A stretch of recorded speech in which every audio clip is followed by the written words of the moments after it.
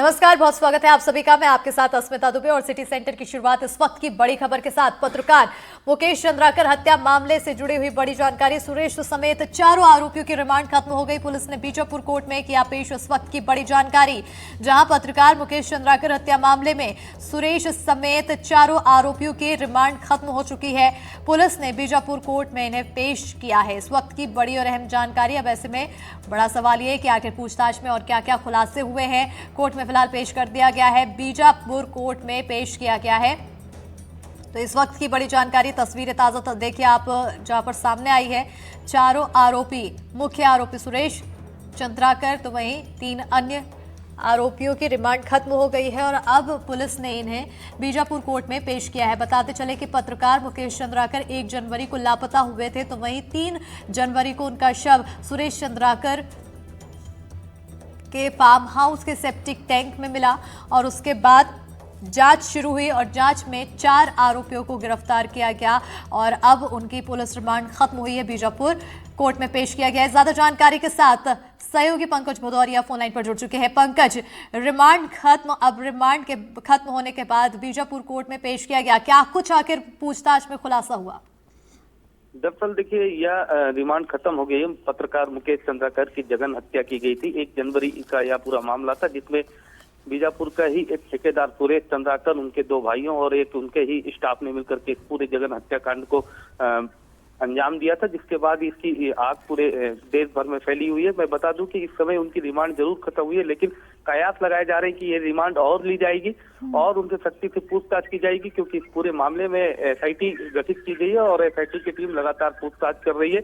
यहाँ तक कि छत्तीसगढ़ सरकार ने ठेकेदार सुरेश चंद्राकर के लिए एक नोटिस भी जारी किया है कि उनके समस्त टेंडरों को उनके ब्लैक लिस्टेड करते हुए जितने भी उस इलाके में उनके सारे काम चल रहे हैं सारों को उन्होंने रद्द कर दिया है। अवैध निर्माण को भी तोड़फोड़ कर दी गई है, मतलब उनके अवैध कब्जे वाली जितनी भी जगह थी सब तोड़ दी गई। जी बिल्कुल पंकज, क्योंकि अभी उम्मीद की जा रही है कि रिमांड और बढ़ाई जा सकती है, लेकिन अब तक की पूछताछ में आखिर किसी तरह की जानकारी इन्होंने दी हो?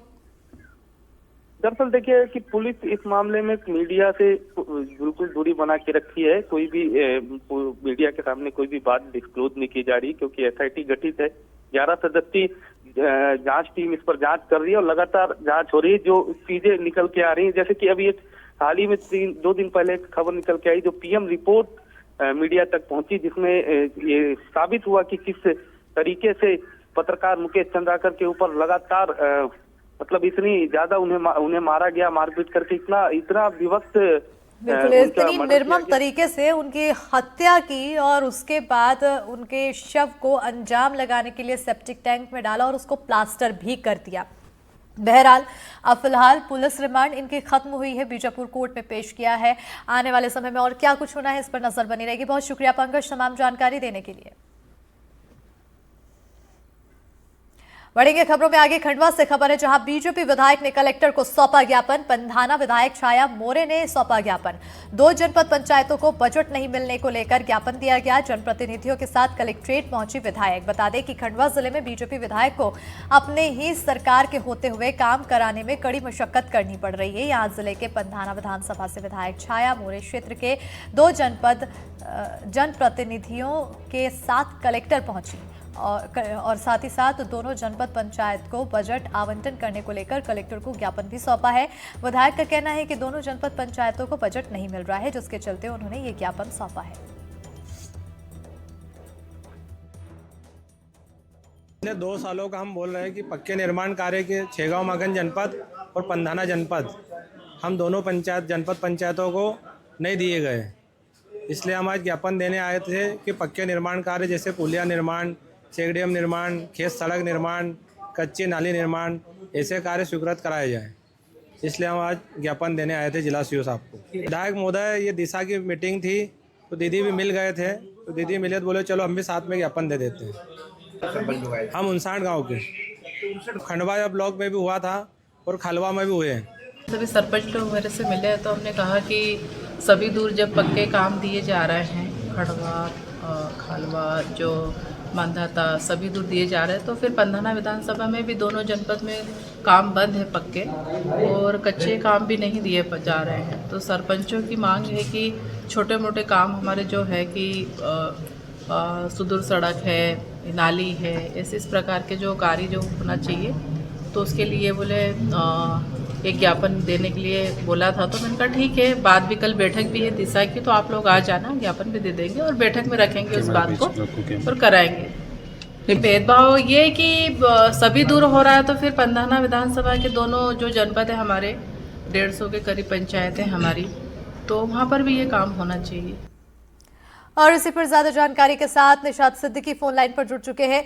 निशात, कहीं ना कहीं अब बीजेपी विधायक यहाँ पर ज्ञापन सौंपते हुए नजर आए हैं, बजट नहीं मिलने की बात कही जा रही है, आखिर क्या कुछ आगे की रणनीति?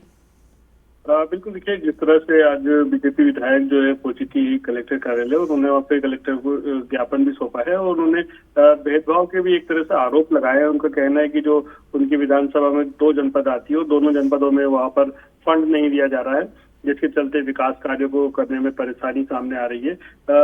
सबसे खास बात यह है कि इनके जो आरोप है बड़े गंभीर आरोप है। आरोप इसलिए भी ज्यादा गंभीर हो जाते हैं क्योंकि ये कांग्रेस छोड़ करके और बीजेपी में शामिल हुई थी, उसके बाद ये विधायक बनी है।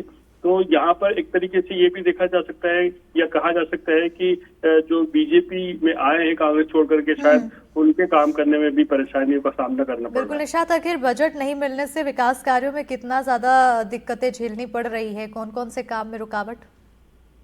बिल्कुल, जिस तरह से जो छोटे काम होते हैं, छोटे मोटे जो काम होते हैं, होटला निर्माण हुआ है या स्टेडियम निर्माण, चेक डैम वगैरह, और इस तरह के जो छोटे काम है, इनके लिए भी फंड नहीं मिल पा रहा है। तो उनका यही कहना है कि जो इस तरह के जो छोटे छोटे काम है उनके लिए अगर फंड नहीं मिल रहा है, तो बड़े काम के लिए तो हमें और ज्यादा मशक्कत करनी पड़ेगी, क्योंकि जब इसी में फंड नहीं मिल पा रहा है, इसी में उन्होंने भेदभाव के आरोप भी लगाए हैं, तो समझा जा सकता है कि काफी परेशानियों का सामना करना पड़ रहा होगा विधायक को। बिल्कुल, बहुत शुक्रिया निशात तमाम जानकारी देने के लिए।